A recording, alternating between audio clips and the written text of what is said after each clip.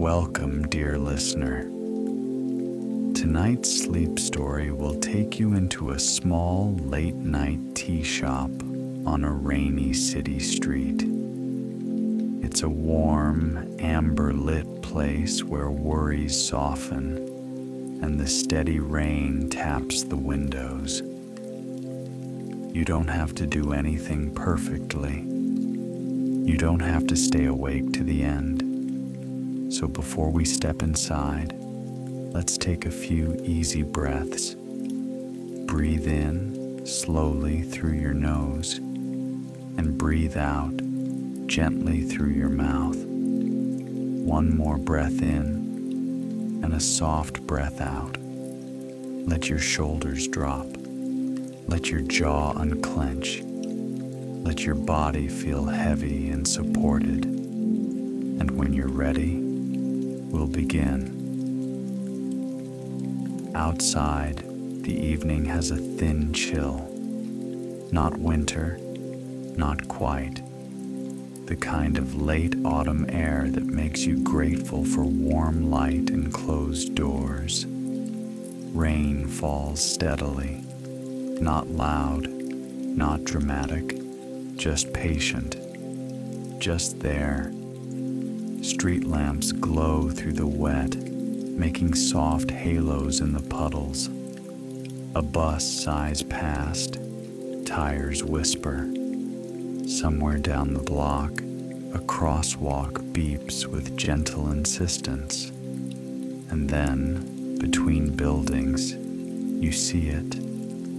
A small storefront set back a little from the busier station road. A narrow sign with a simple teacup icon. No bright screens, no harsh light, only a window lit like honey. Inside, a few tables, a long wooden counter, a shelf of tins and jars and folded paper bags, and in one corner, a little display of notebooks and pens.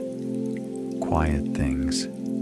Slow things, things that don't demand you be anyone else for a while. The rain taps the glass and the door waits under a small awning. A bell hangs inside, ready to ring. If you're listening, you can follow along. And if you're drifting, that's perfectly okay. You can let the scene play softly, like light behind your eyes. Inside the shop, the warmth is immediate. Not hot, not stuffy. Just a calm, steady warmth that loosens your hands without asking anything. The air smells like tea, roasted barley, a hint of citrus peel, something faintly sweet, like vanilla that has decided to be shy. A kettle clicks softly. A small speaker, somewhere hidden, plays music so low it feels like fabric. And over it all, the rain, a quiet percussion on the window panes. Behind the counter, the owner moves with a familiar rhythm. Her name is Sienna. She's in her 30s, with sleeves rolled up, hair pinned back loosely, as if she did it without looking in a mirror. There's a softness to her, not only in her expression, but in her pace. Even when she's tired, she doesn't rush. She has learned over many evenings that rushing doesn't actually make the night feel shorter. Sienna wipes the counter with a warm cloth. She checks the tins by touch, as if each lid has a personality. She refills a jar of sugar cubes. The cubes clink like tiny porcelain pieces, then settle. She straightens a small stack of paper coasters. On the top coaster, A faint ring remains, a pale circle from someone's mug earlier. Sienna smiles at it just for a moment. Proof of use, proof of comfort. She sets it aside for recycling, then places a fresh one on the stack. Behind her, a shelf holds a few pastries under a glass dome. Not a full bakery display, just a small offering. A tray of shortbread, a couple of cinnamon buns, one loaf cake, sliced thick, its crumbs soft and golden. Sienna doesn't advertise them loudly. People find them the way people find safe places, quietly, at their own pace. She reaches for a notebook kept beneath the counter. The cover is simple, charcoal gray, a little worn at the corners. It opens easily, as if it likes being opened. Sienna keeps it for the end of the night, a habit she made when she first opened the shop. Not because she's trying to be productive, not to keep score, not to measure anything, just to remember small moments, a kind word, a gentle conversation, a quiet observation. She believes that ordinary goodness deserves a place to land. Sienna picks up a pen. The nib scratches lightly across the page, a sound so soft it could be mistaken for rain. She writes one line, then pauses, listens. Outside, a gust nudges the rain sideways. The droplets change their rhythm, as if they're trying a new pattern for fun. Sienna looks toward the window, and the warm light reflects in her eyes. She looks like someone who has made peace with evenings. Not every evening, but enough of them to trust that this one too will pass gently. On the corner shelf near the notebooks, there's a small wooden box. It has a slot on top, like a tiny mailbox, and beside it, a card that reads, in neat handwriting, leave a note for yourself, or for nobody at all. A stack of blank slips rests beneath the card. Some people write a word they want to remember. Some write something they want to let go of. Sienna never reads the notes unless someone asks her to. The box is simply there, like a small kindness without instructions. She dusts the lid, then steps back. The shop is ready. Not perfect, just ready. The kind of ready that feels human. If sleep is nearby, you don't need to hold on to every detail. You can let the sounds and the warmth do the work. There is nothing you need to fix tonight. The bell over the door rings softly, not sharp, not startling. A small, polite sound. Sienna looks up. A man steps in from the rain, shaking droplets from his jacket with careful restraint. He pauses on the mat, as if he doesn't want to bring the weather inside.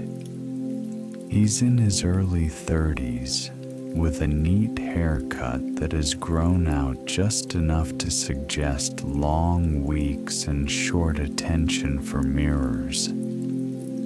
He carries a backpack, not a hiking pack, a clean, practical one. The kind people choose when they expect to be on their laptop at odd hours. His shoulders are tense, as if they've been holding up more than fabric and straps. Sienna gives him a small, welcoming nod. "Hi," she says, her voice low and warm. "Come in." The man exhales, like he's been waiting for permission. "Thanks," he says. His voice is gentle, a little tired, and he steps forward to the counter.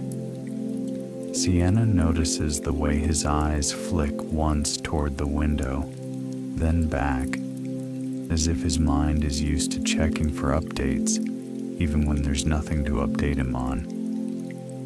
"What can I make you?" Sienna asks. He blinks, as if the question is surprisingly kind. "Tea," he says. "Something simple." Sienna smiles. "I can do simple," she says. She gestures lightly toward the menu board behind her, written in calm handwriting, no bright photos, no exclamation points. He barely looks. Instead, he watches her hands, the way she chooses a tin, the way she doesn't hurry. It's as if he's trying to remember how that feels. Sienna selects a roasted oolong with a hint of honey. She doesn't say it will change his life. She doesn't promise relaxation. She simply warms the pot, then measures the leaves with steady fingers. The kettle hums as the water pours. Steam rises. The man's shoulders drop a fraction. Sienna sets a mug on a coaster. The ceramic is thick, meant to hold warmth a long time. She pours the tea, and the color blooms from pale gold to deeper amber. She slides the mug across. "Here you go," she says. He wraps both hands around it immediately, as if his body has been waiting for something warm to hold. He takes a sip. His eyes close for half a second, not in performance, but in relief.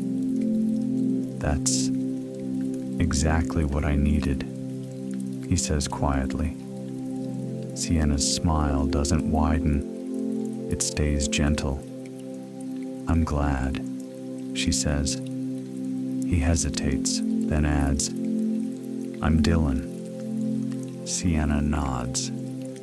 "Sienna," she replies. They share a small moment of names exchanged, simple and human, like a handshake without the pressure.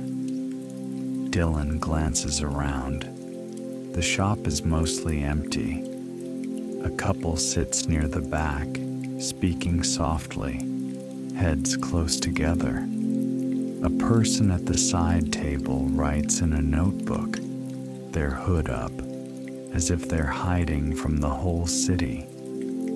The rest is quiet. Dylan chooses a seat near the window, but not directly against it. Close enough to watch the rain, far enough to feel sheltered. He sets his backpack down. He takes out his phone, then stops. His thumb hovers, ready to scroll, ready to check, ready to prove that he is still in the loop. But the phone screen reflects the warm light and his own face. And something about that makes him pause. He puts it back in the bag, as if he's putting it away for later. Dylan takes another sip. Rain tracks down the glass in thin, uneven lines.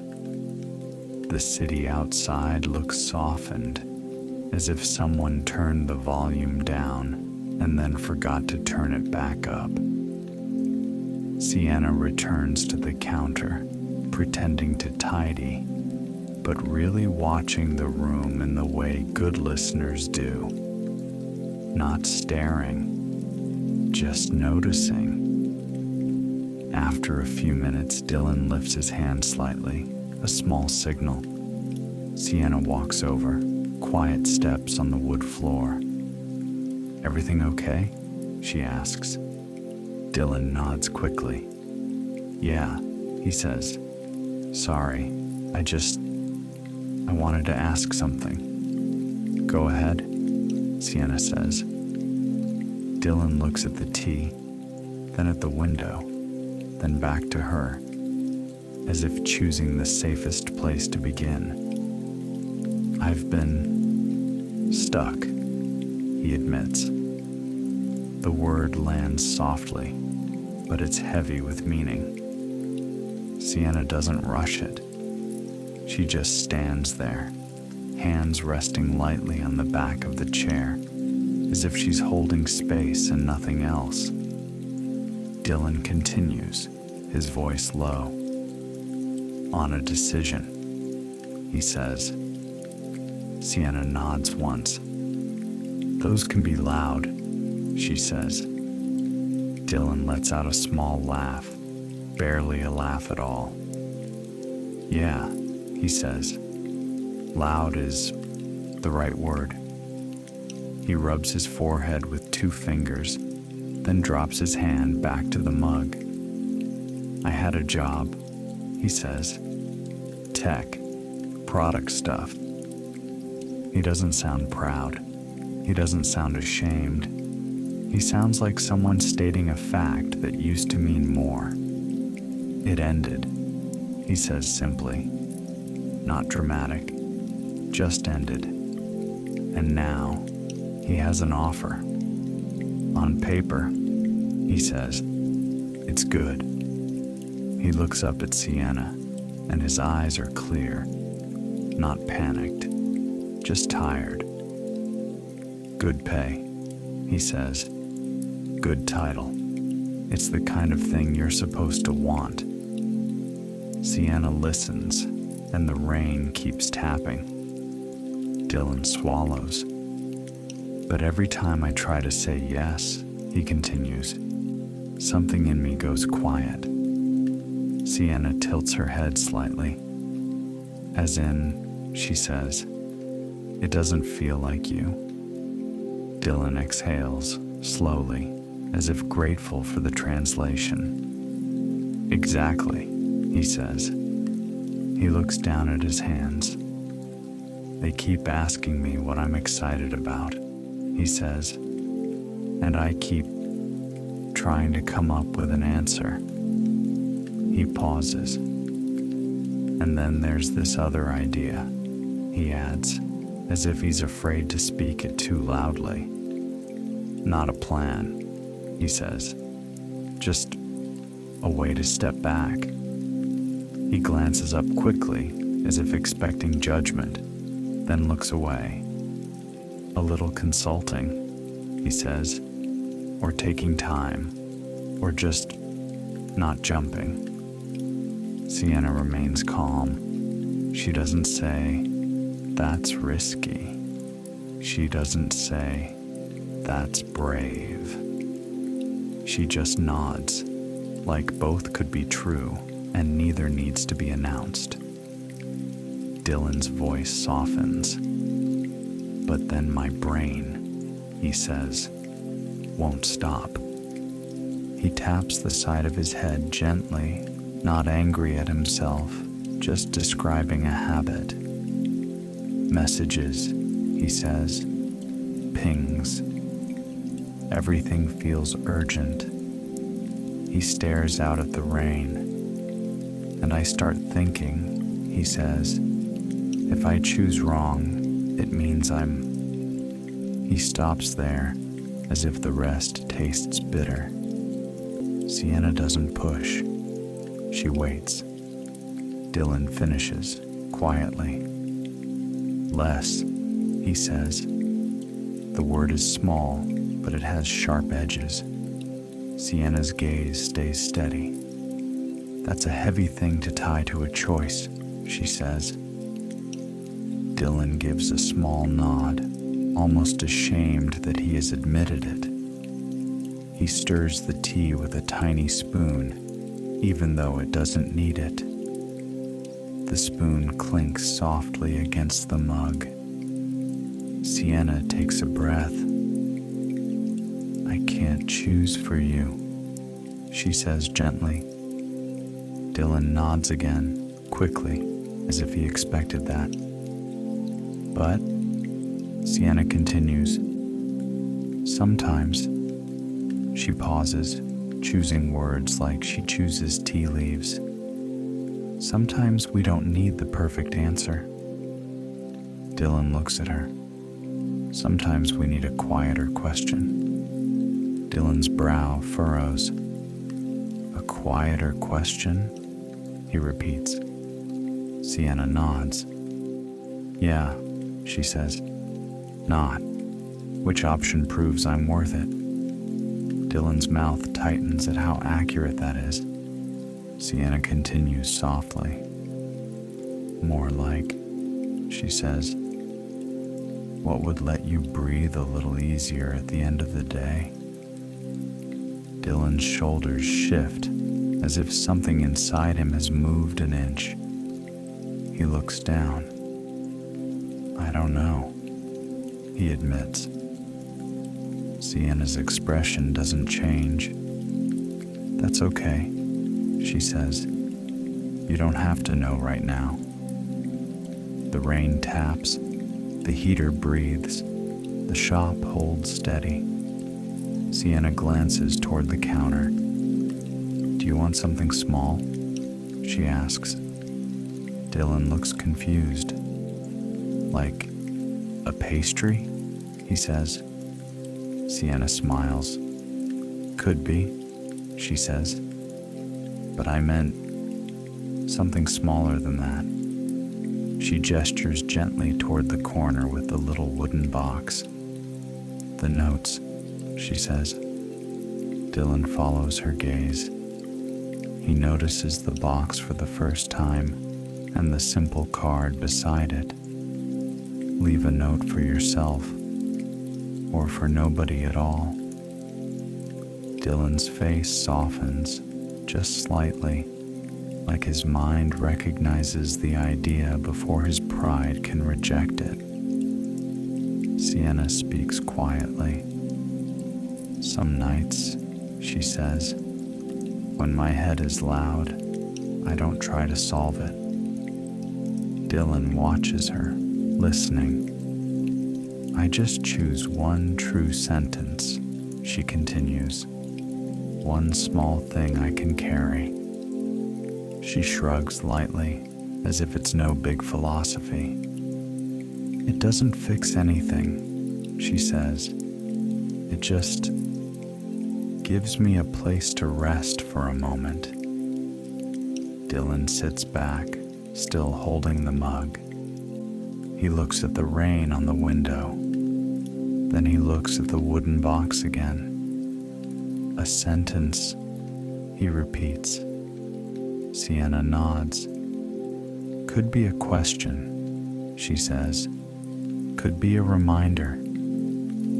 Dylan's eyes drop, and you can almost feel the familiar gears trying to spin up. He's about to ask, "What's the best sentence? What's the right one?" But he stops. Because the whole point is that it doesn't have to be the best. It only has to be gentle enough to hold. Dylan stands slowly, as if he's afraid a sudden movement will startle his thoughts. He walks to the corner and picks up a blank slip. The paper is thick, slightly textured. He rubs it once between his fingers. He looks around, as if embarrassed to be seen doing something tender. No one reacts. The couple in back keeps speaking softly. The hooded writer keeps writing. Sienna returns to the counter and busies herself with rinsing a pot, giving him privacy without making a show of it. Dylan picks up a small pencil from the cup beside the slips. He stares at the paper for a long moment. His jaw tightens, then loosens. Finally, he writes. Not many words, just enough. When he's done, he folds the slip once, then again, a tidy square. He holds it in his palm as if it's fragile. Then he slides it through the slot into the wooden box. The paper makes a faint sound inside, like a leaf landing. Dylan returns to his table. He sits. He looks lighter, not because his problem is solved, but because he has stopped trying to solve it with force. Sienna comes over again, not hovering, just present. "What did you write?" she asks without expectation. Dylan shakes his head once, a small smile. "Not telling," he says. Sienna smiles back. "That's allowed," she says. Dylan stares into his tea, and his voice grows quieter. "I think I've been treating this decision," he says, "like a test." Sienna nods. "And if you fail," she says gently, "it feels like you fail as a person." Dylan's eyes lift, and he nods again. "Yeah," he says. Sienna rests her hand briefly on the table edge, then pulls it back, keeping the boundary clean and kind. "Maybe," she says, "it's not a test." Dylan looks at her. "Maybe it's more like," she continues, "choosing what you can live with while you're still human." Dylan lets out a slow breath. His shoulders lower, more noticeably now. He looks out at the rain, and the city no longer looks like a scoreboard. It looks like a place people walk through on their way home. Sienna speaks softly. "You don't have to decide tonight," she says. Dylan almost laughs again, but it comes out as a quiet exhale. "I know," he says, "but I keep acting like I do." Sienna's eyes are warm. "Your mind learned that urgency," she says. "It's trying to protect you." Dylan nods slowly. "And maybe," she adds, "you can thank it and still choose a slower pace." Dylan's gaze drops to the mug. He traces the rim with his thumb, feeling the heat. "I miss having time," he admits. The words are simple, but they feel honest. Sienna nods, as if she understands exactly what he means. "Time is still here," she says, not as a lecture, as a quiet fact. "It might look different," she continues. "It might be smaller. It might come in 10-minute pieces." Dylan's mouth tightens at the truth of that. Sienna adds, "But it's still real." Dylan takes another sip. Then, very quietly, he says, "I wrote." He pauses, as if deciding whether to share. Sienna stays still. Dylan continues softly. "I wrote," he says. "A choice doesn't have to prove me." Sienna's expression softens further, like the shop itself is listening. "That's a good sentence," she says. Dylan looks down quickly, a little embarrassed to be praised for something so small. Sienna doesn't make it bigger than it needs to be. She only nods. "And it's yours," she says. Dylan leans back. For the first time since he walked in, he looks like someone who might actually be able to rest. Not forever, just for now. The rain continues its steady rhythm, and the room keeps holding him. If you're getting sleepy, you can let your attention blur a little. You don't need to hold every word. You can simply stay with the warmth and the rain and the feeling of being allowed to be unfinished. Dylan stays a while. He doesn't open his laptop. He doesn't pull out his phone. He drinks his tea slowly, as if practicing a new kind of time. Sienna returns to the counter, and the night moves forward. She folds a few napkins. She rinses a teapot. She wipes a small spill with calm efficiency. Every motion says, "Nothing is chasing you here." After some time, Dylan stands again. He puts on his jacket, carefully, like he's putting on a gentler version of himself. He walks to the counter and sets down cash even though there's a card reader. Sienna glances at it, then at him. "You didn't have to," she says softly. "I wanted to," Dylan replies.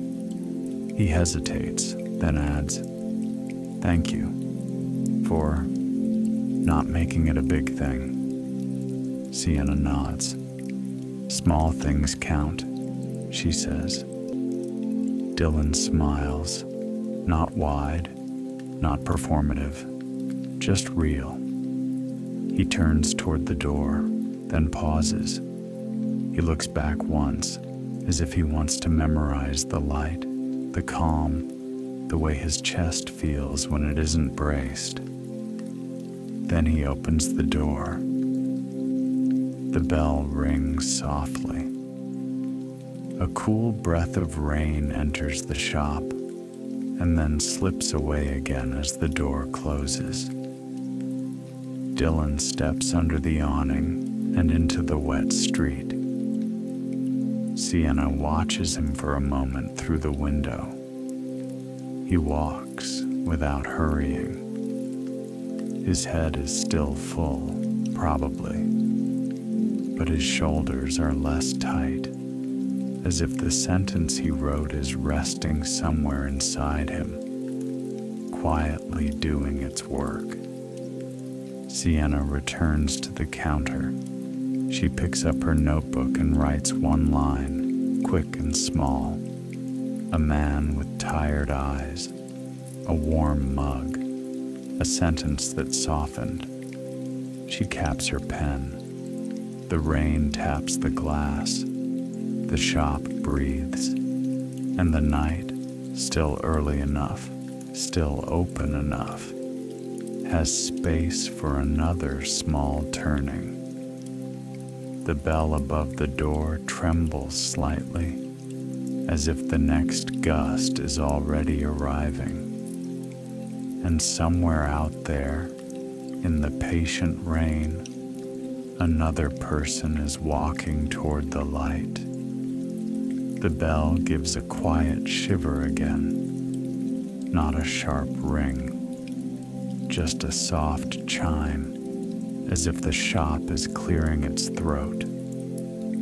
Sienna looks up. A woman steps in from the rain, closing her umbrella with practiced care. She's in her late 20s or early 30s.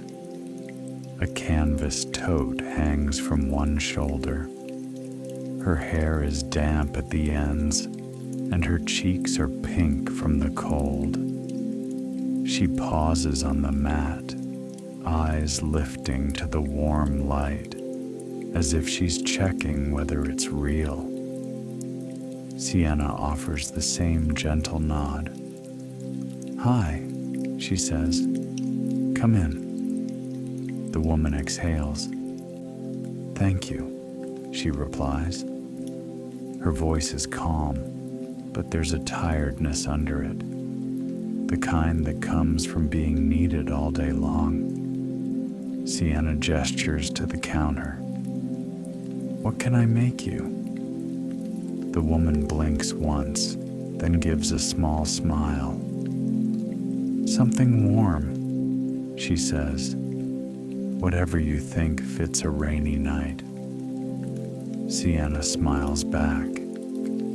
"I have a blend," she says, "that tastes like someone remembered to be kind." The woman's smile grows a fraction. "I'll take that," she says. Sienna reaches for a tin. The lid gives a quiet pop. A soft aroma rises. Chamomile, a hint of lavender, a small thread of citrus. Sienna warms the pot, then pours carefully, and the steam curls up like a slow ribbon. She sets the mug down, then adds a thin slice of lemon peel to brighten the scent. "There you go," she says. The woman wraps her hands around the mug the way Dylan did, but her grip is different, less braced, more grateful. She takes a sip, and her eyes soften. "Oh," she says quietly. "That's gentle." Sienna nods. "That's the goal," she says. The woman hesitates, then adds, "I'm Tessa." Sienna replies. Tessa glances around, as if making sure she isn't taking up too much space. Then she chooses a table near the shelf of notebooks, not far from the little wooden box. She sets her tote down, carefully unzips it, then zips it again, as if the act of opening and closing is something to do with her hands, while her mind catches up. Sienna returns to the counter, rinsing a pot, wiping a dry ring from the wood. The rain keeps tapping. The shop keeps holding. If you're feeling sleepy, you don't have to follow every movement. You can let the voices and the warmth blur into something soft. There's nothing you need to solve tonight. A few minutes pass. Tessa drinks slowly, watching the steam as it disappears. Then she stands, walks to the counter, and waits politely, hands folded around her mug as if it's a small shield. Sienna looks up. "More hot water?" she asks. Tessa smiles, and it's the kind of smile people use when they're trying not to take up too much time. "That would be great," she says. Sienna refills the pot, then adds the water carefully. The tea lightens in color, still fragrant, still warm. Tessa stays at the counter a moment longer than she needs to. Sienna doesn't rush her away. She simply waits, hands resting on the wood, present and quiet. Tessa's eyes drop to the counter's edge. She traces a tiny scratch with her fingertip, then stops. "I was offered something," she says. Her voice is steady, but the words sound heavy in her mouth. Sienna nods once, A change, she says gently. Tessa lets out a slow breath. Yeah, she says. A roll. She looks up, and the warm light makes her eyes look tired in a kind way, not a dramatic way. The kind that sounds good when you say it, she continues. And I should want it. Sienna doesn't say, you should. She only tilts her head, inviting the rest. Tessa speaks quietly. I work at a public school, she says. I'm with kids most of the day. She doesn't need to explain the rest. The long hours, the emotional weight, the constant attention. You can feel it in the way she holds her shoulders. They asked me to step into a leadership role, Tessa says. She doesn't say the title. She doesn't have to. It's enough to know it's higher and heavier. It comes with stability, she says. More pay. More respect. Her mouth tightens. And less time with the parts I actually love. Sienna's gaze stays warm. The students, she says. Tessa nods quickly. Yes, she says. Being with them. Seeing them. Helping them feel not alone. She looks away toward the window where rain slides down in slow lines. And then there's this other feeling, Tessa adds. She swallows. That if I say no, she says, it means something about me. Sienna waits. Tessa continues, voice lower now. Like I'm afraid, she says. Like I'm not growing. She gives a small, almost embarrassed laugh. And I know that sounds silly. Sienna shakes her head, just once. It doesn't sound silly, she says. Tessa's shoulders drop a fraction. Sienna keeps her voice soft. A lot of people, she says, learn to measure themselves by what they accept. Tessa's eyes lift. Sienna adds, and a lot of people forget to ask what it costs them. Tessa's mouth parts slightly, as if she's been waiting for someone to name that exact thing. She looks down at her mug. I don't want to disappear, she says, not in a dramatic way, in a quiet way. Like someone who has noticed herself getting thinner around the edges. Sienna nods. You don't have to disappear to be capable, she says. Tessa lets out a breath that sounds like relief. Then, for a moment, her eyes go distant, not lost, just remembering. And the rain keeps tapping. Patiently, as if it's making space for a small memory. Tessa remembers a classroom at the end of a long day. The fluorescent lights already turned off. Only the slanted evening sun coming through the blinds, drawing pale stripes on the floor. She had been new then. New enough to still carry a sense of proving in her bones. A student had lingered after everyone else left, not crying, not making a scene, just hovering by the door with a backpack half-zipped, hands fidgeting with the straps. Tessa had asked quietly, "Do you need anything before you go?" The student had shrugged, eyes on the floor. Then, in a voice barely louder than a whisper, they'd said, I don't think I'm good at school. Tessa remembered how her own chest tightened at that. Not because it was shocking, because it was familiar. She had pulled a chair out, not too close, not too far, and said, "Tell me what good means in your head." And slowly, line by line, they had untangled a knot of expectations that didn't belong to that kid at all.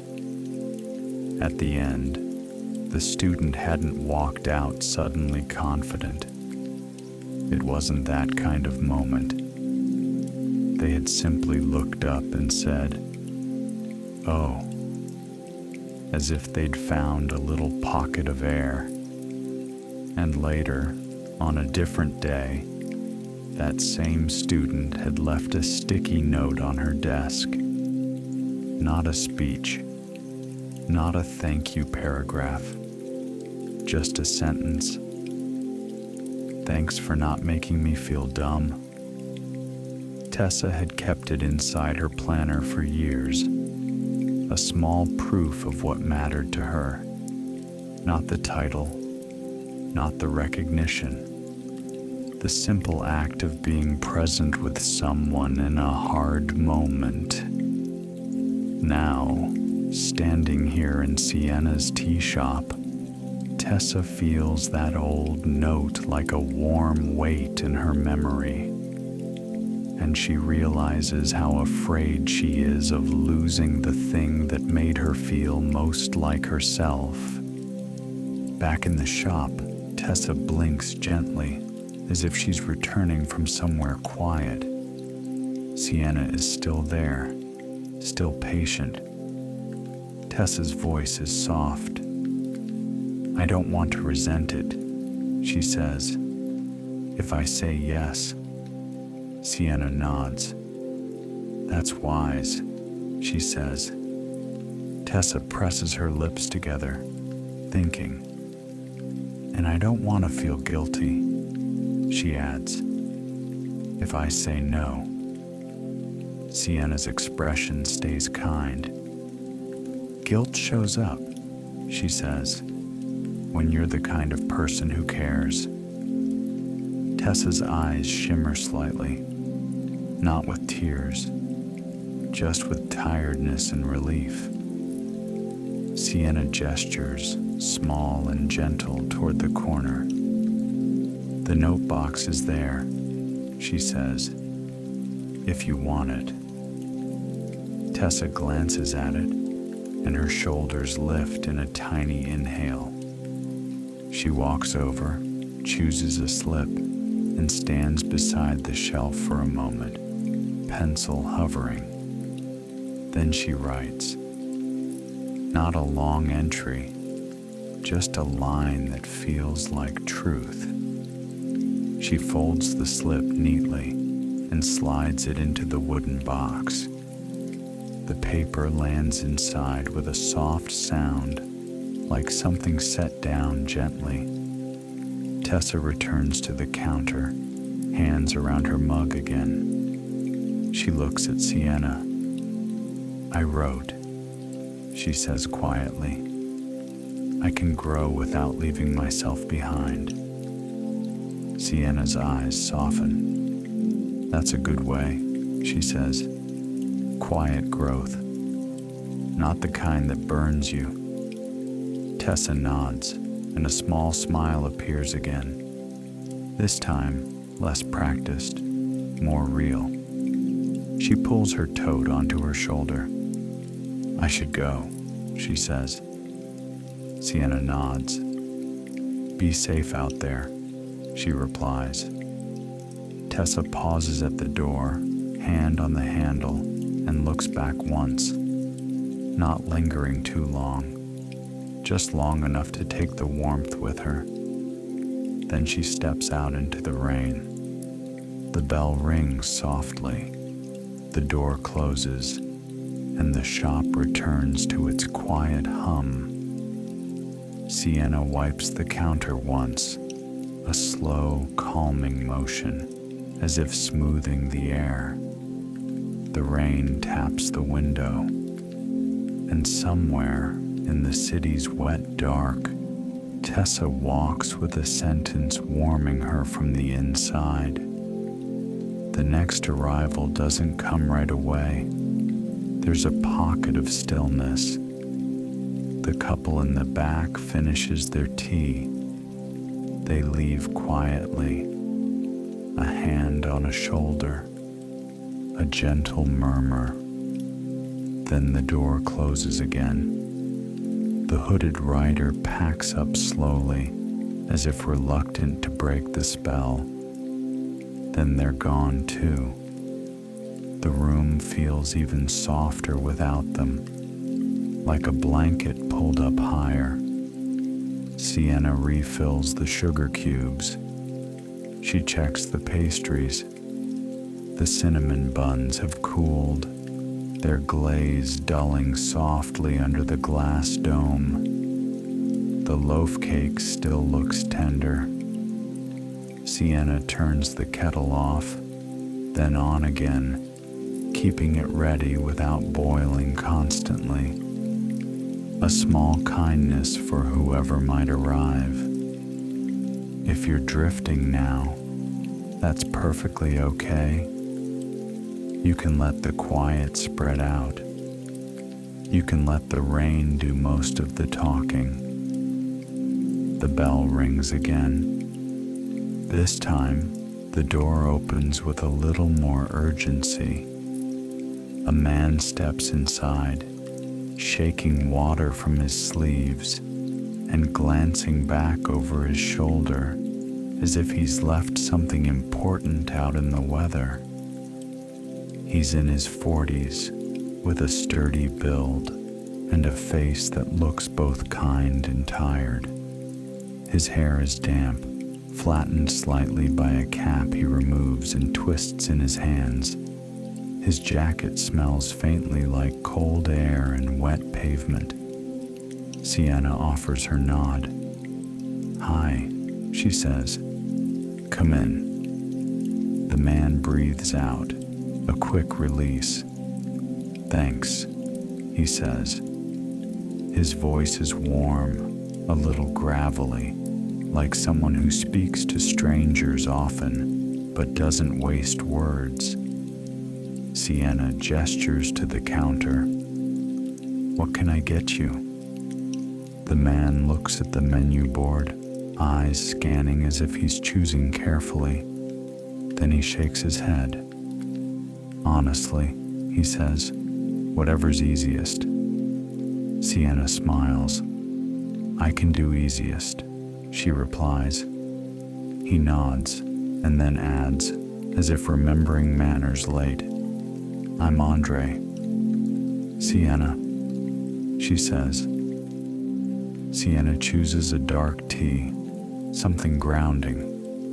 She adds a little honey, not too much. Andre watches her hands with the same quiet attention Dylan did. But Andre's attention is different too. It isn't hungry. It's wary. Like someone who's been running for a long time and doesn't quite trust that stopping is safe. Sienna sets the mug down. Andre wraps one hand around it and lets the warmth seep into his palm. He doesn't sip right away. He just holds it, breathing. Then he takes a slow drink and nods once, as if the taste has spoken a language his body understands. "That's good," he says. Sienna gestures to a table. "Wherever you like," she says. Andre chooses a seat near the window, but angled toward the door.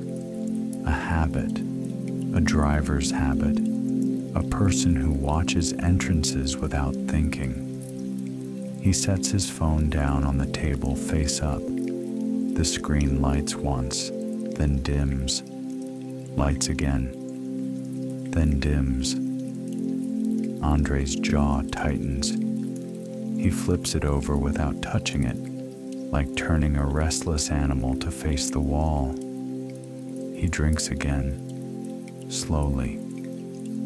Sienna returns to the counter, but she keeps one corner of her attention on him. After a while, Andre stands, walks to the counter, and clears his throat softly.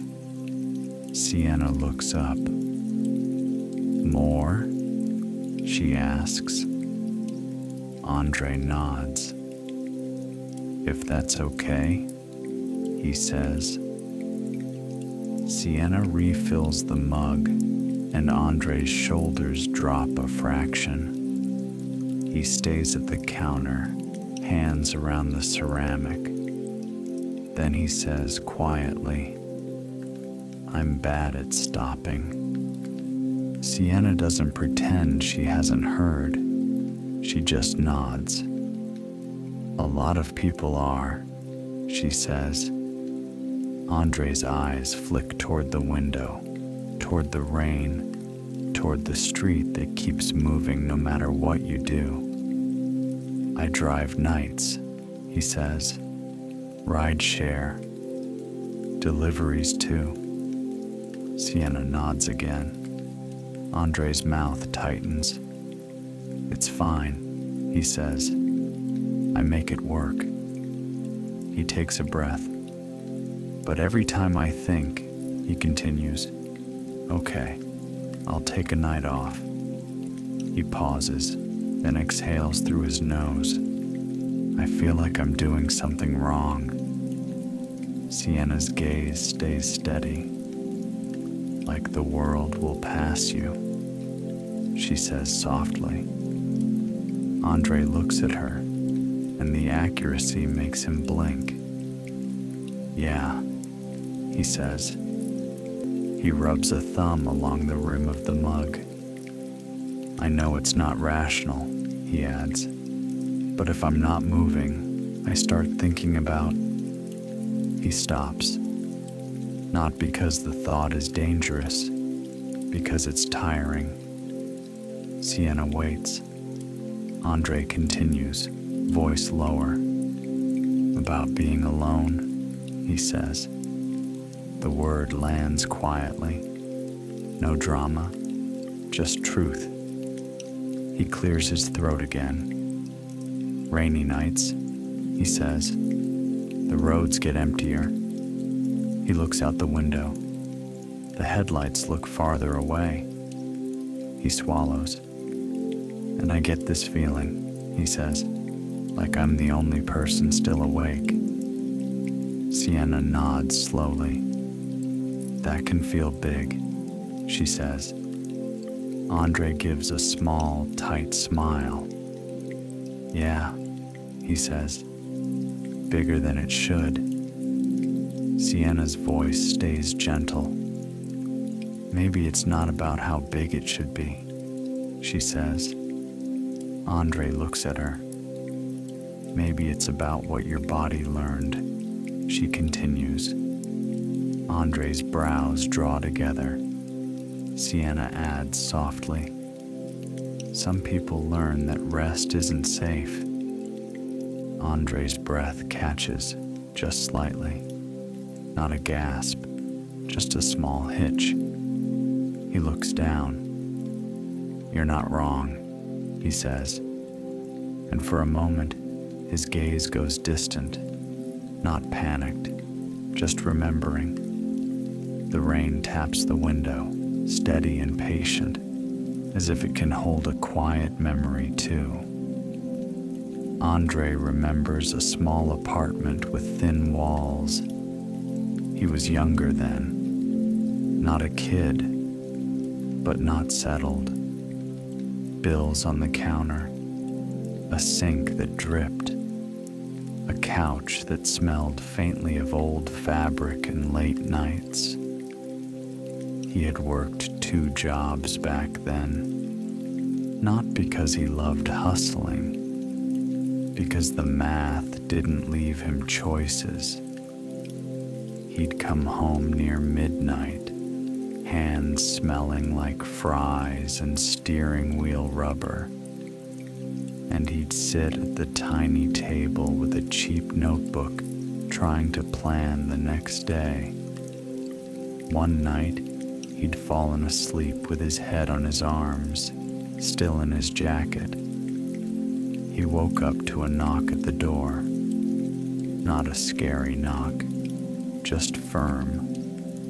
A neighbor, older, kind-eyed, holding a small bowl covered with foil.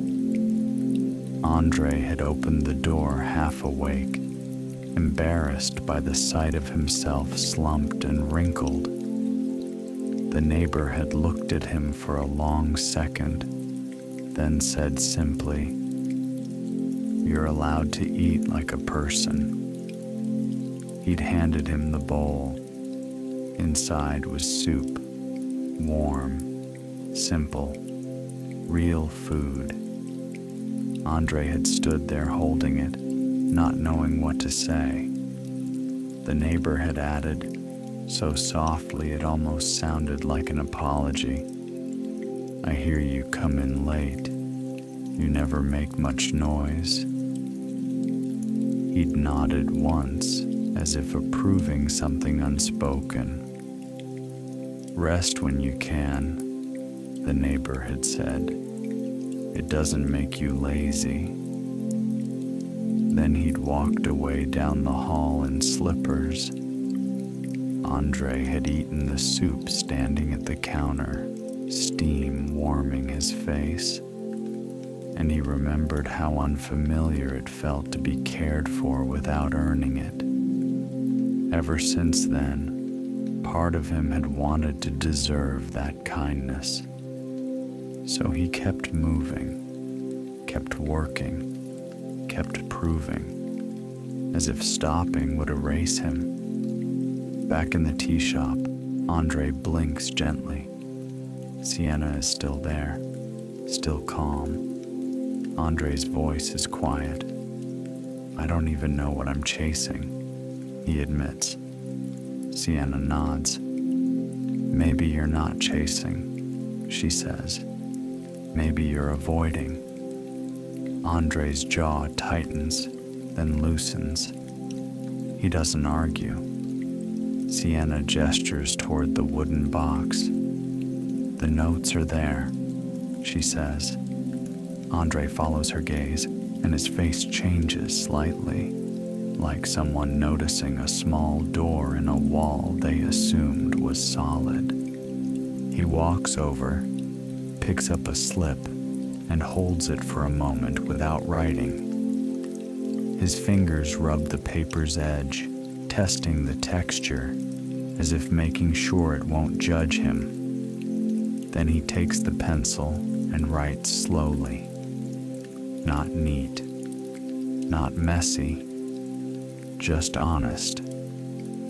He folds it once and slides it into the box. The paper lands softly inside. He stands there a moment longer, then returns to the counter, mug in hand. Sienna looks at him, not asking, but open. Andre clears his throat.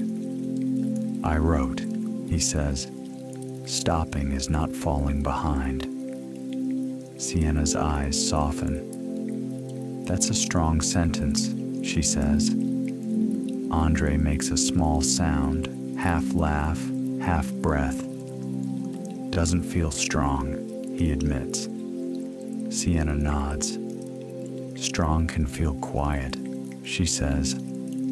Andre looks down at his mug. "Yeah," he says. "Maybe." He takes a sip, and the honey in the tea seems to smooth something in him. Sienna speaks gently. "If you take one night off," she says, "the world will still be there." Andre's mouth tightens. He wants to believe it. Sienna adds, "And you will still be you." Andre's shoulders drop a fraction more. He nods slowly. "I'll try," he says. It isn't a vow. It's a small, human plan. He reaches into his pocket and pulls out cash, placing it on the counter. Sienna starts to protest, and he shakes his head. "Please," he says, "let me."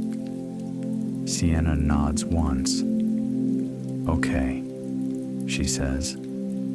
Andre pulls his jacket on and pauses at the door.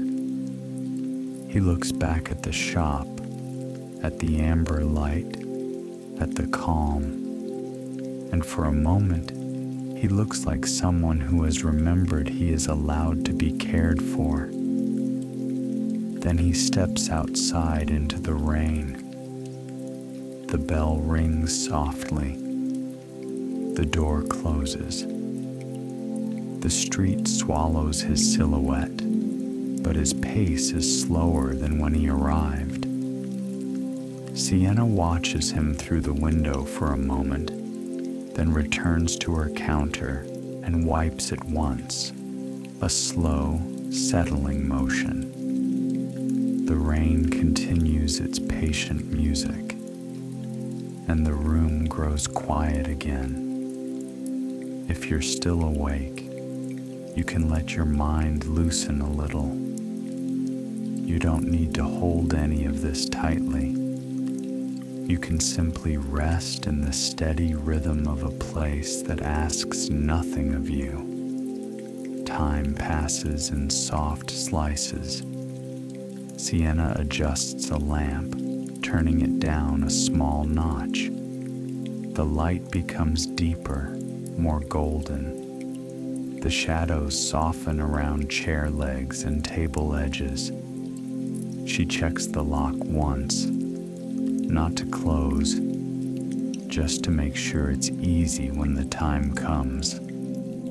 She pours hot water into the sink and rinses the teapot, steam rising and fading into the air. She places fresh coasters on the stack.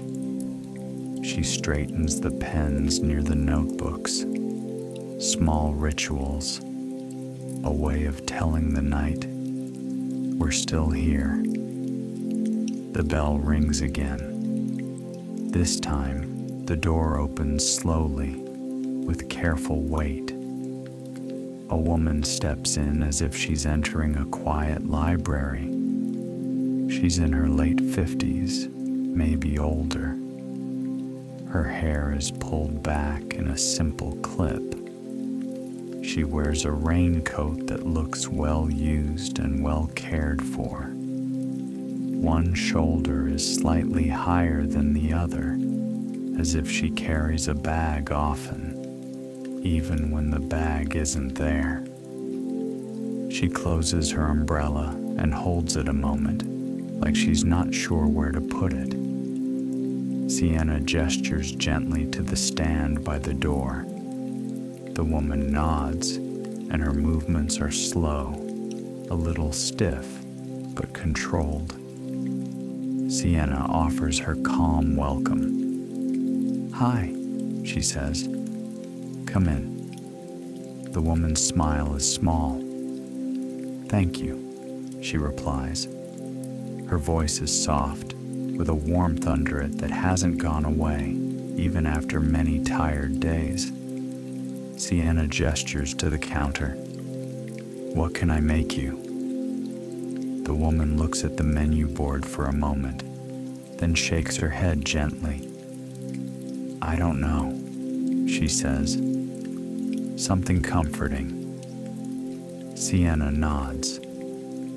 "I have a ginger tea," she says, "with a little cinnamon. It's warm without being sweet." The woman's eyes soften. "That sounds perfect," she says. Sienna prepares it slowly, letting the spices bloom in the steam. The scent rises, rich and calm. The woman closes her eyes for a moment as the aroma reaches her. Sienna sets the mug down. "There you go," she says. The woman wraps her hands around it, and her shoulders drop as if the warmth has found a familiar place inside her. She hesitates, then says, "I'm Denise." "Sienna." Sienna replies. Denise nods, then chooses a seat near the back, where the light is dimmer and the rain sounds louder against the window. She sits carefully, as if listening to her knees, or her back, or simply her body's quiet requests. She drinks slowly. With each sip, her face softens by degrees. Sienna returns to the counter and pretends to tidy, but she's really listening. Denise stays a while without speaking. Then she stands, walks to the counter, and rests one hand on the wood as if steadying herself. Sienna looks up. "More hot water?" she asks gently. Denise smiles. "Maybe," she says, "but I think I needed to hear a voice that isn't asking me for something." Sienna's expression stays kind.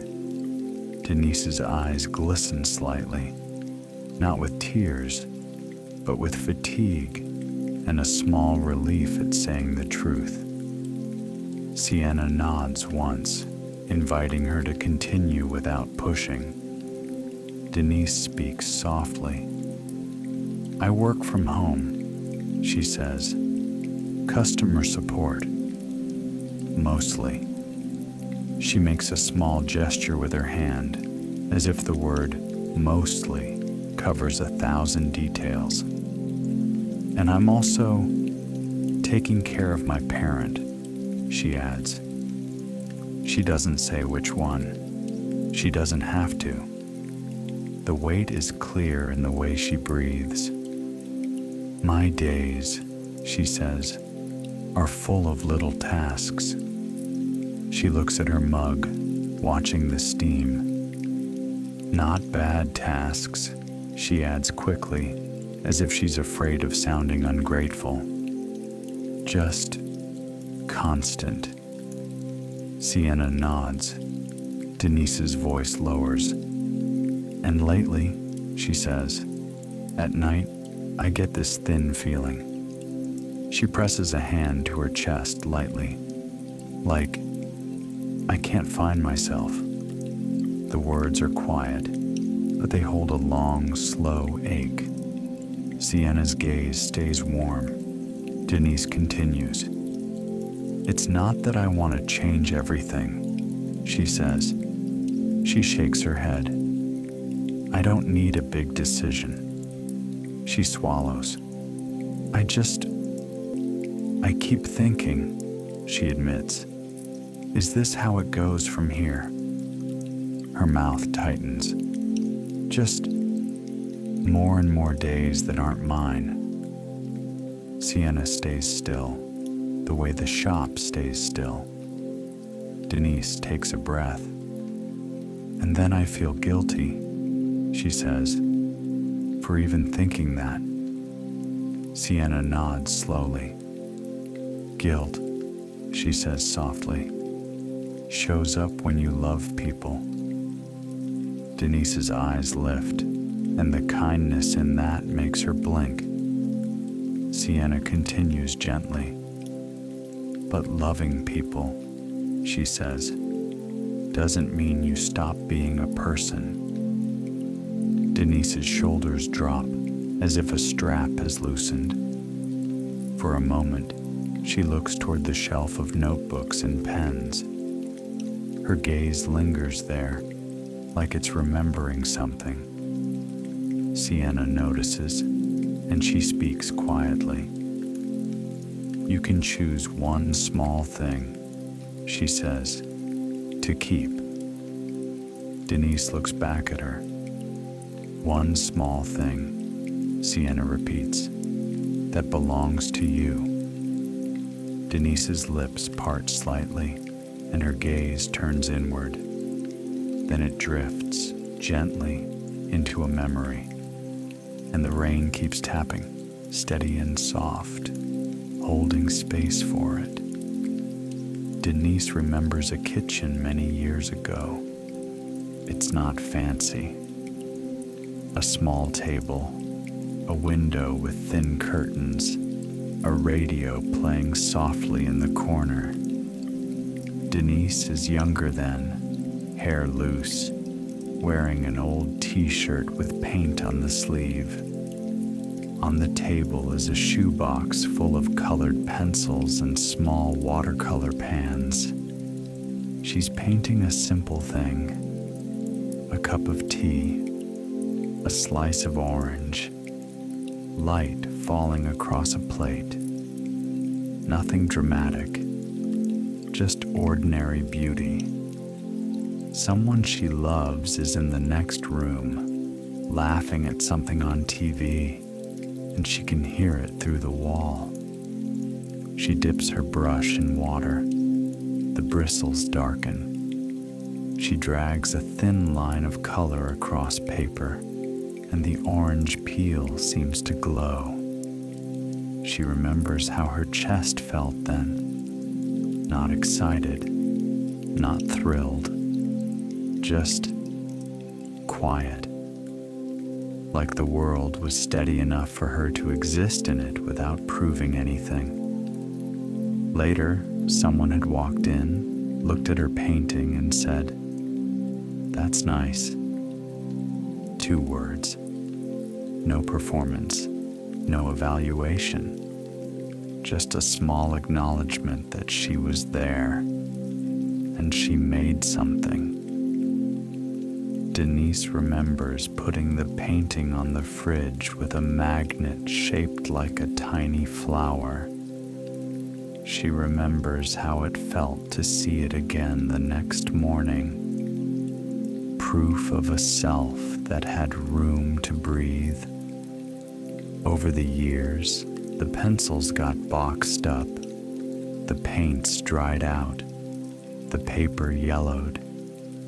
Not because she stopped loving it, because there was always something else. And now, in Sienna's tea shop, she feels that old kitchen like a warm room inside her chest.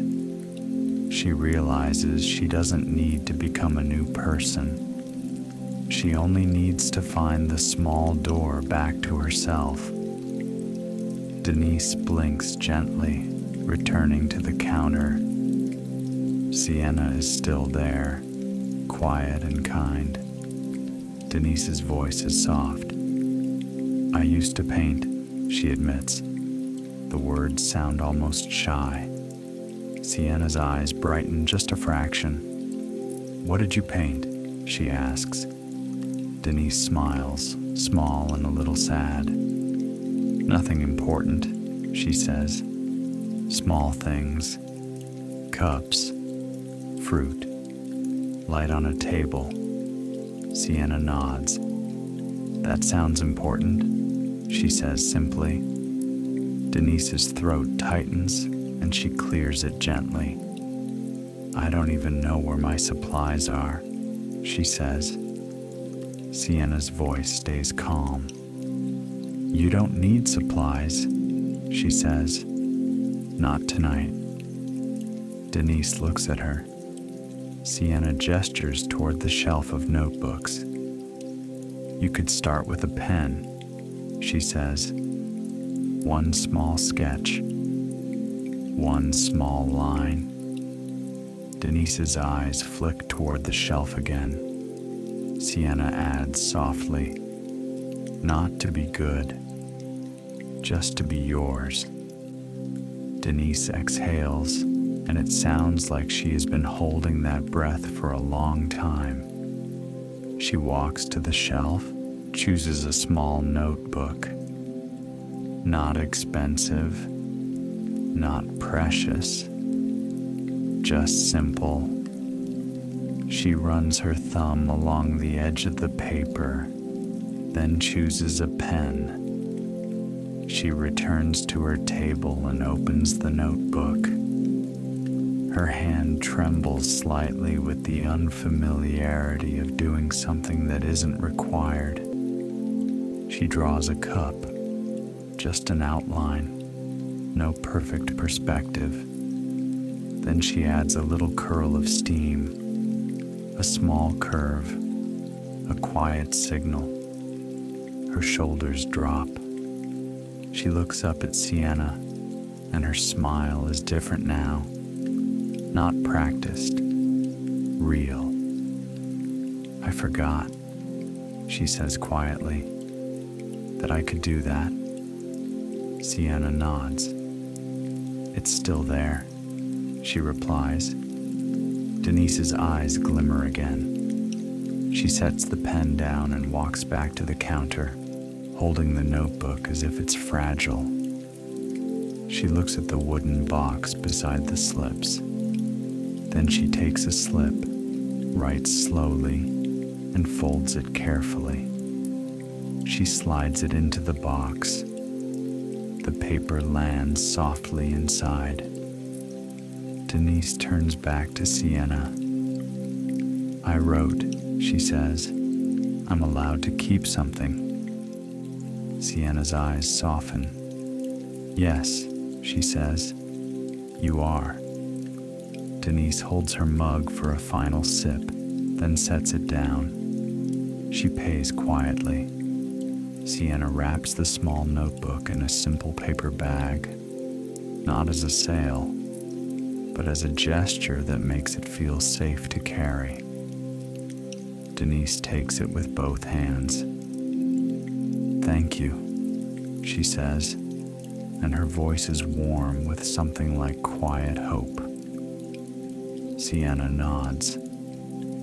Come back anytime, she replies. Denise pauses at the door and looks back once, taking in the amber light, the rain-soft window, the calm.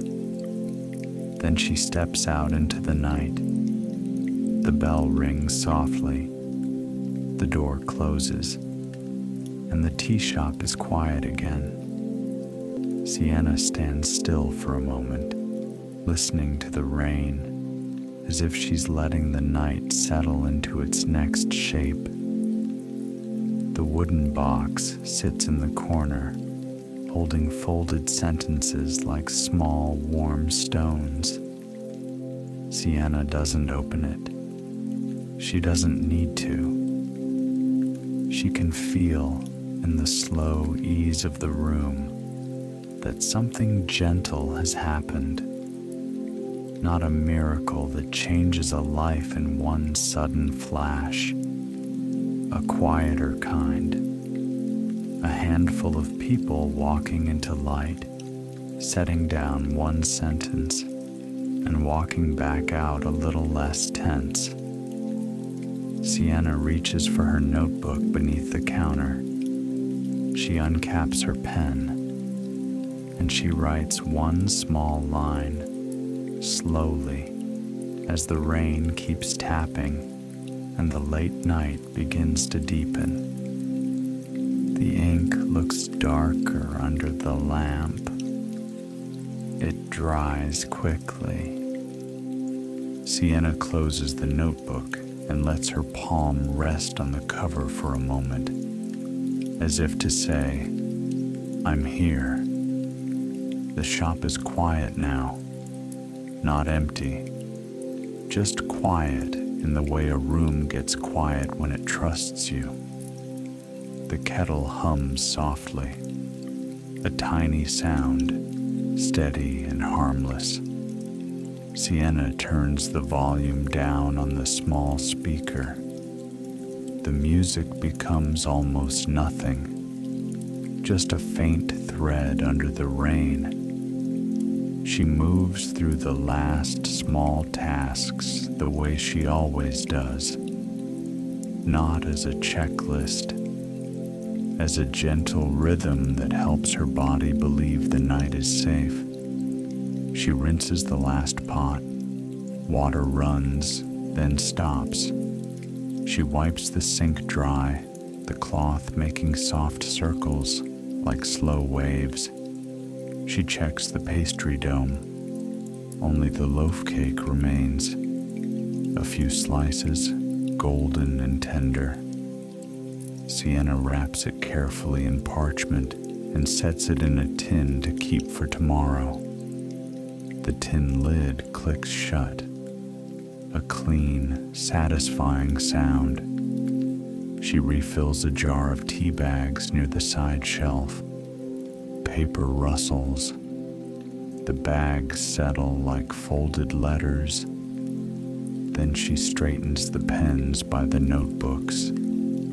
Some are slightly worn, their clips scratched. They still work. They still leave marks. That's enough. If you're getting sleepy, you can let your thoughts wander without effort. You don't need to track what comes next. You can let the quiet carry you forward. Sienna walks to the window and looks out. The street is darker now. Fewer headlights. More space between people. Rain makes the pavement shine like black glass. A lone pedestrian moves under an umbrella, a small moving shadow. Sienna watches until they disappear around the corner. Then she turns back to the shop. The lamplight falls across the tables, warming the wood into a soft gold. The chairs cast gentle shadows. Nothing sharp, nothing harsh. Sienna goes to the notebox and dusts the lid again, mostly out of habit. Her fingers pause at the edge. A tiny corner of paper peeks out from under it, like it has been hiding there. Sienna frowns slightly, surprised. She lifts the box a fraction and finds a folded slip stuck beneath, flattened from time. Not new.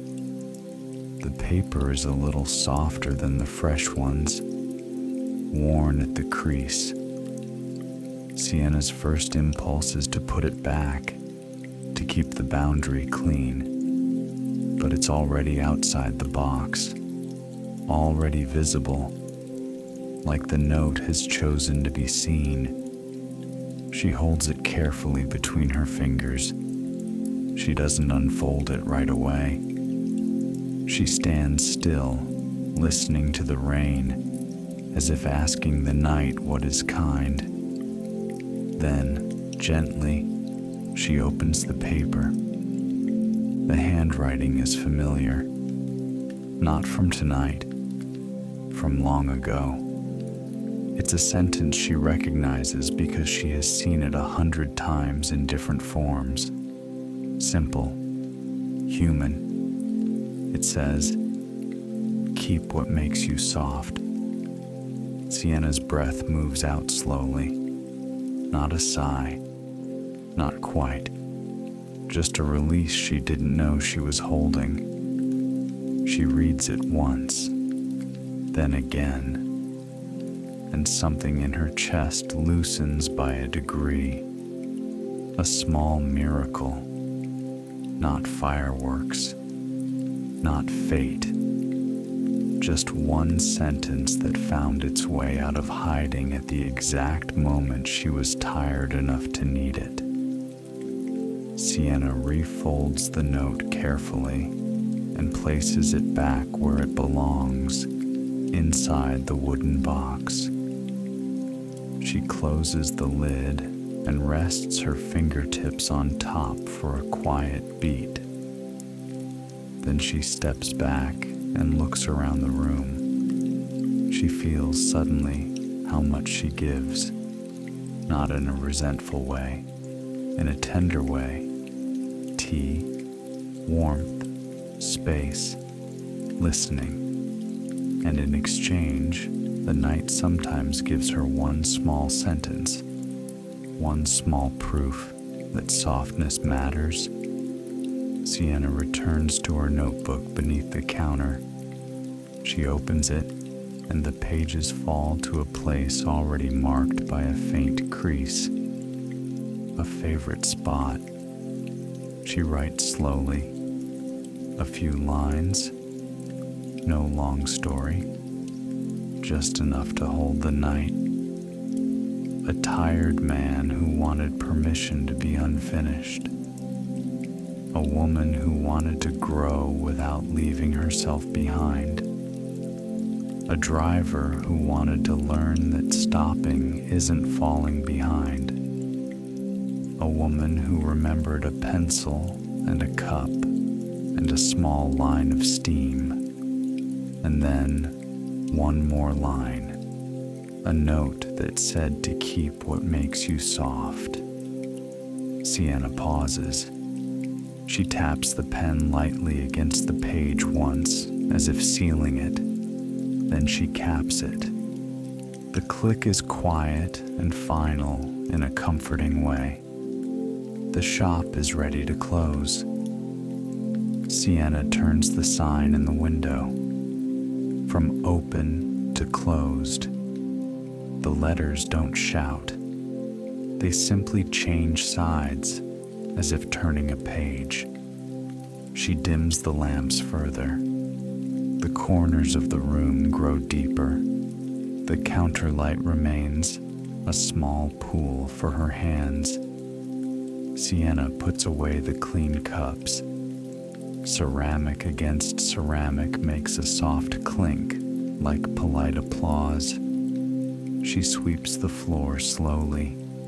The broom bristles whisper over the wood. A small drift of crumbs. A few specks of sugar. Nothing dramatic. Just proof that people were here. She empties the dustpan. She wipes the tables one by one. Not scrubbing, just smoothing. Then she checks the lock on the back storage door. She checks the register. She turns off the kettle. The hum stops, and the silence grows bigger for a moment, like a room taking a deeper breath. Sienna stands still and listens. Rain on glass, rain on pavement, rain on the awning. The building itself makes tiny settling sounds, a soft tick, a quiet creak. Nothing to worry about, just an old place being alive. If your mind is still awake, you don't have to chase it. You can let it sit down beside you, like a tired friend. There's nothing you need to do with it. Sienna pulls on her coat. It's a simple coat, dark wool, soft at the collar. She wraps a scarf around her neck. The fabric is warm, slightly worn, familiar. She turns off the last lamp by the window, then leaves the counter light for one final moment as she gathers her things. Her keys, her umbrella, her notebook. She doesn't always take it home, but tonight she does. Not because she plans to work, just because it feels right to keep it close. She steps to the door and looks back at the shop. The tables are dim shapes. The note box is a small shadow in the corner. The air still holds a faint scent of chamomile and cinnamon. The warmth remains in the wood, in the walls, in the memory of mugs held with two hands. Sienna switches off the counter light. Darkness settles gently, like a blanket placed carefully. She locks up. The lock clicks. Not harsh, just sure. Sienna steps outside under the awning, and the rain greets her with cool patience She opens her umbrella. The fabric blooms overhead with a soft snap. Then she begins to walk home. The street is quieter now. Traffic lights change for no one. Green, yellow, red. Their colors reflect in puddles, blurry and soft. Sienna's footsteps make small splashes, even with careful steps. Water gathers at the edge of the curb, then runs away, finding the nearest drain. A cat darts between parked cars, quick and silent. Sienna smiles faintly and keeps walking. She passes a closed florist, buckets turned upside down by the door. She passes a narrow bookstore, dark inside, a few covers visible in the window like sleeping faces. She passes the station road, where the last late train has already gone. The city feels softer when it has fewer plans. Sienna's umbrella ticks softly as raindrops land on it. A steady rhythm, like a metronome set slow. She doesn't hurry. Her body knows the route. Left at the corner store, right at the quiet alley, past the small park with wet benches and shiny leaves. The smell of rain fills the air, clean, cold, a little metallic. Sienna breathes it in and feels for a moment like her mind has rinsed out.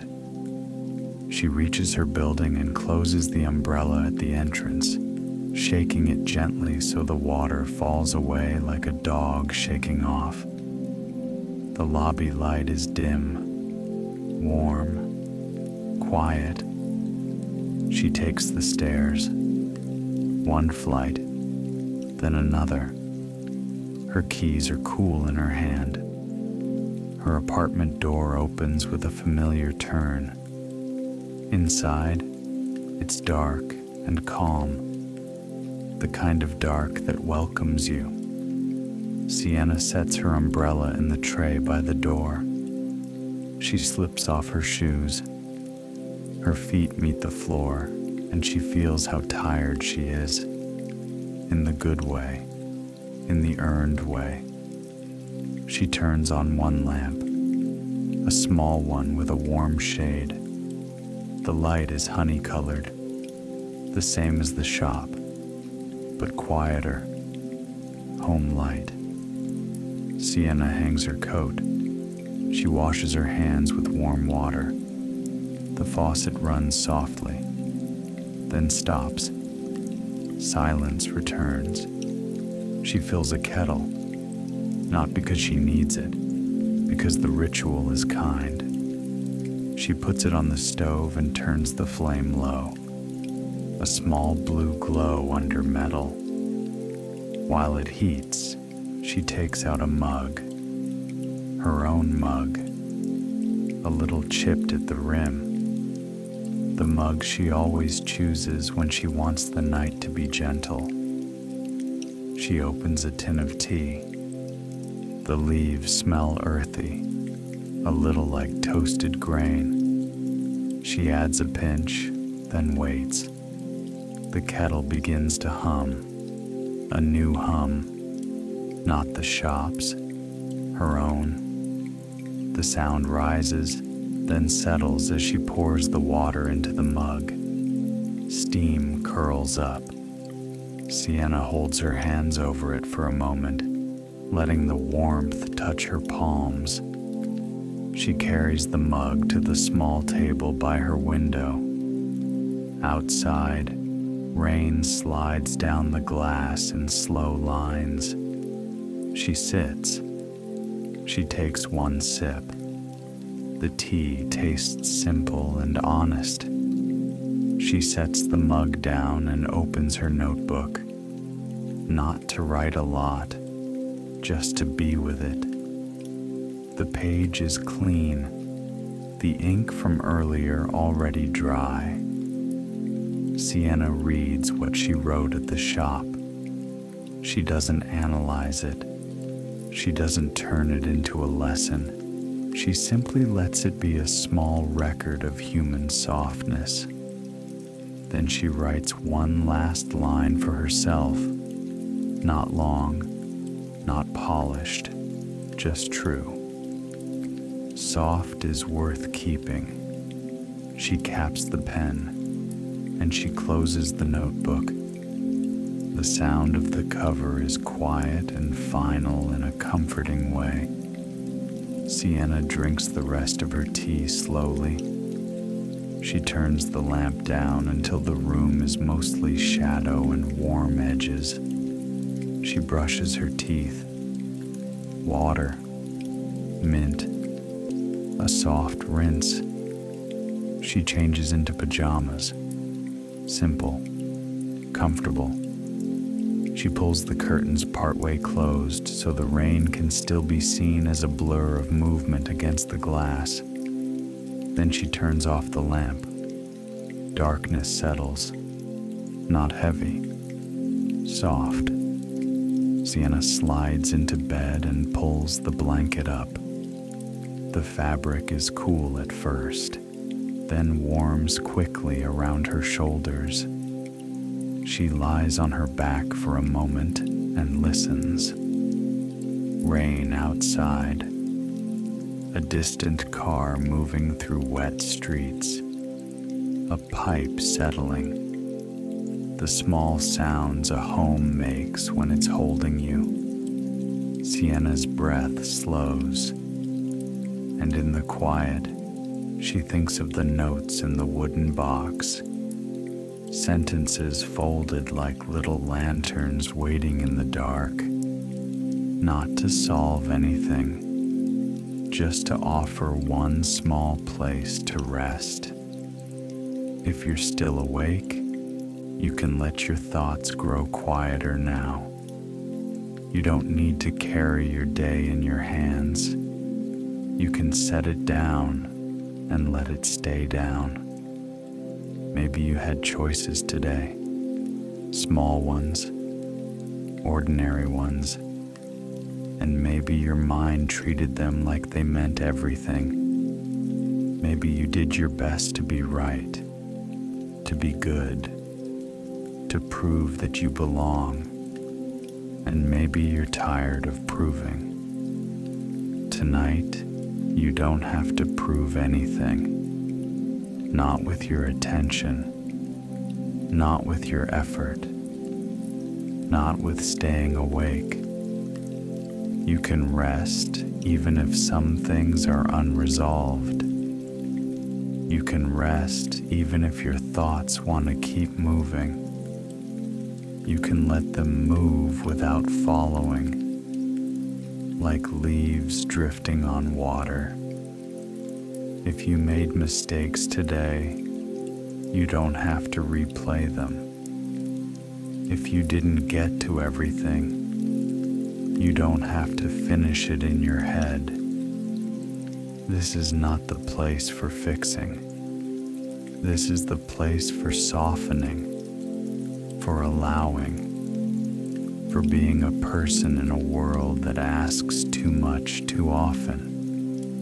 Sienna turns slightly onto her side, blanket tucked under her chin. Her breathing becomes slow and even, and in her mind, the sentence returns.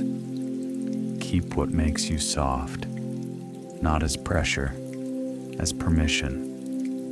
Maybe you can keep one small thing too. Not a big plan, not a perfect habit, just one gentle truth that belongs to you. Something like, I can go slowly, or I'm allowed to stop, or I don't have to be solved. A sentence that fits in the palm of your hand. A sentence you don't have to earn. The rain continues its patient tapping, and the night does what it always does. It lets the world fade at the edges. It lets your muscles loosen. It lets your thoughts become quieter, one by one, like lights turning off in distant windows. Sienna's breathing is deep now. Her face is calm. The day has slipped away from her shoulders, and you can let yours slip away too.